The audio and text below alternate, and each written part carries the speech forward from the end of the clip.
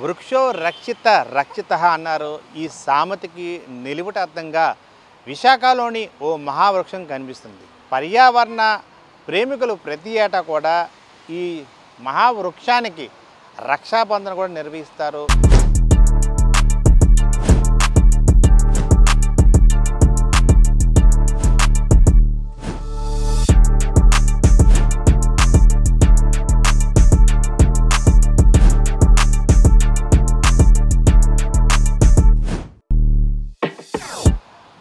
అభివృద్ధి చెందే కొద్దీ ఎక్కడ చూసినా పర్యావరణానికి తూట్లు పొడుస్తున్న ఈ తరుణంలో కూడా విశాఖలో ఓడల మర్రి ఏదైతే మర్రి చెట్టుగా పిలుచుకునే ఈ మహావృక్షం వందల ఏళ్ళ నాటిది. ఇప్పటికి కూడా చెక్కు చెదరకుండా ప్రత్యేకంగా అలాగే అదే స్టాండర్డ్తో ఇప్పుడు కూడా దాన్ని సంరక్షిస్తున్నారు చాలామంది. అయితే ప్రస్తుతం పాటు ఆ మహావృక్షం ప్రాంతంలో నివసించే ఒక నివాసి ఉన్నారు. అసలు దీని ప్రత్యేకత ఏంటి, ఎన్నేళ్ళుగా ఈ మహావృక్షాన్ని చూస్తున్నారని చెప్పి మరే అడిగి తెలుసుకుని ప్రయత్నం చేద్దాం. సార్, ఏదైతే ఈ మహావృక్షం మీరు ఎన్నాళ్ళు బట్టి చూస్తున్నారు? మేము ఇక్కడ 17 సంవత్సరాలు పెట్టి ఇక్కడ రెస్ట్ హౌస్ మెయింటైన్ చేస్తున్నామండి. మేము ఇక్కడే ఉంటున్నాం. అప్పటి నుంచి దీన్ని పరిరక్షణ అంతా చుట్టూ క్లీనింగ్ అది మేము యాజ్ ఎ మెయింటెనెన్స్ పరంగా చూస్తున్నాం. క్లీనింగ్ అది బాగా చేస్తున్నామండి. ఆ తర్వాతే ఈ రోడ్ వైడింగ్ అనేది ఫ్లైఓవర్ బ్రిడ్జ్ స్టార్ట్ చేసి రోడ్ వైడింగ్ చేయాలంటే కూడా దీన్ని రిమూవ్ చేయాలని ప్లాన్ చేశారు. కానీ పచ్చదనం, పర్యావరణం, ఈ చెట్లు కాపాడుకోవడం దీనికోసం అందరూ వచ్చి మీడియా వాళ్ళు, ప్రింట్ మీడియా, ఎలక్ట్రానిక్ మీడియా అందరూ కూడా గట్టిగా ఫైట్ చేసి దీన్ని కాపాడడం జరిగింది.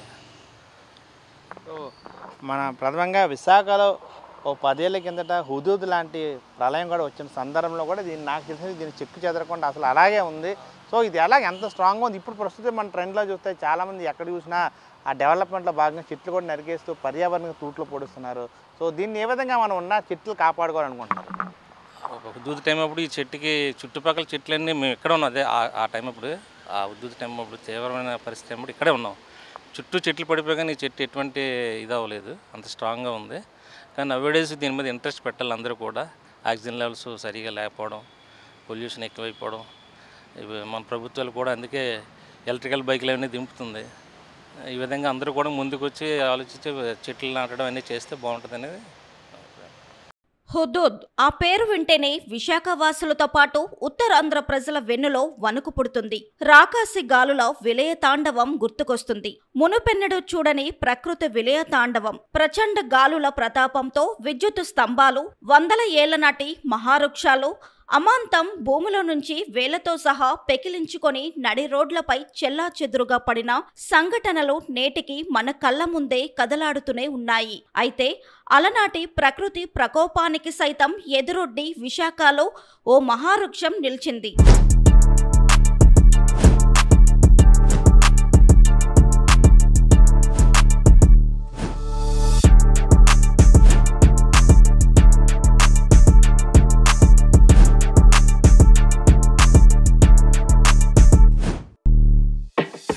దొండపర్తి రైల్వే స్టేషన్ రోడ్డులోని అతిపెద్ద ఈ మర్రి చెట్టుకు దాదాపు 138 ఏళ్ల ఘన చరిత్ర ఉంది. ఉత్తరాంధ్రను అతలాకుతలం చేసిన హుదూద్కు సైతం ఈ మహావృక్షం వెరవలేదు. ఎండైనా వానైనా ఆ దారిన పోయే వారికి నేనున్నానంటూ నీడనిస్తుంది. కాలుష్యాన్ని నివారించి పర్యావరణాన్ని కాపాడడంలో ఇటువంటి వృక్షాలు ఎంతగానో దోహదపడతాయనడంలో అతిశయోక్తి కాదు. ఇంతటి ఘన చరిత్ర కలిగిన ఈ వృక్షం నిర్వహణ బాధ్యతలను సౌత్ ఈస్టర్న్ రైల్వే చూస్తుంది. ఇటువంటి వృక్షాలను సంరక్షించాల్సిన బాధ్యత పాలకులపై ఎంతైనా ఉందని పర్యావరణ ప్రేమికులు అంటున్నారు. ప్రతి ఏటా గరిష్టంగా ఉష్ణోగ్రతలు పెరుగుతున్నాయి, ఎండలు కూడా పెరిగిపోతున్నాయి. పర్యావరణానికి తూట్లు పడడంతో మొత్తం కూడా సీజన్ ప్రకారంగా వర్షాలు రావట్లేదు, ఎండలు పెరిగిపోతున్నాయి. ఇట్లాంటి ప్రకృతి నుంచి మనం కాపాడుకోవాలంటే ఇట్లాంటి గ్రీనరీ అన్నది ఎంతగానో అవసరం. కాబట్టి ఇట్లాంటి మొక్కలు పెంచాలంటే కూడా ప్రకృతి ప్రేమికులు పిలిపిస్తున్న విషయాన్ని కూడా మనం చూడొచ్చు. కెమెరా పర్సన్ సత్యతో దుర్గాప్రసాద్, టీవీ 7 టీవీ, విశాఖ నుండి.